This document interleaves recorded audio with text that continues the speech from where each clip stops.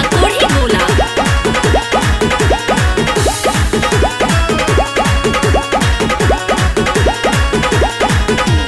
कहिया से चढ़ल बा होली, फटे लागल मोर चोली, लस लस करे बदनमा, केकरा से बतिया खोली। तू बड़ा बहरा रंगवा, कैसे लगवाई बहो। तो छुट्टी मिलत नइखे रानी, होली बाद आई बहो। तो छुट्टी मिलत नइखे रानी, होली बाद आई बहो। तो छुट्टी मिलत नइखे रानी। हम कुछो नहीं खिजानत, रउआवे के पड़ी।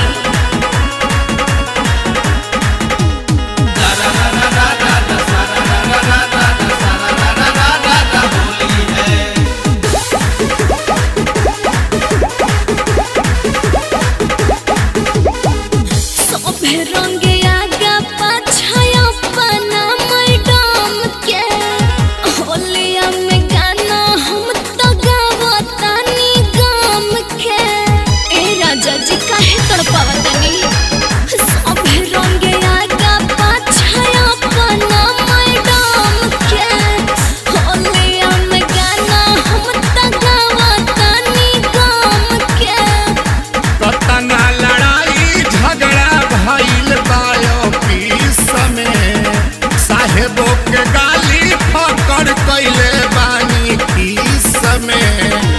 साहेब के कम सलटाई, घरे में हर छछनाई। साहेब के कम सलटाई, घरे में हर छछनाई। अपने पोला कैसे खाइबो।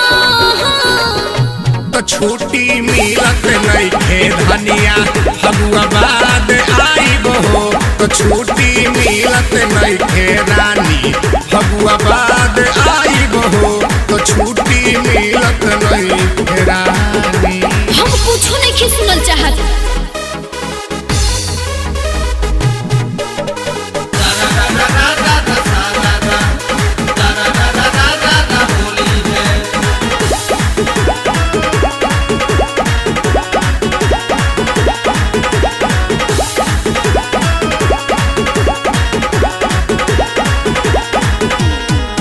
नत डालवाइब कवनो ससुरे भसुर से, छुई है न भले रंगवा डाल दे है दूर से।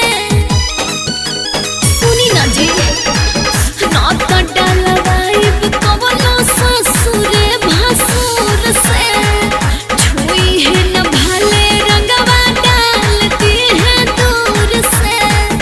होली के सामान सब कुरियर से भेजतानी, एगो उपाय तहरा बतावत बानी।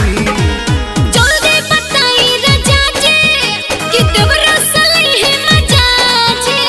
जल्दी बताई राजा जी, कि देवरा सली है मजा जी। देवरा विनोद बिहारी से हंस के लगाए बहो। तो छुट्टी मिलत नइखे धनिया, फगुआ बाद आई बहो। तो छुट्टी मिलत नइखे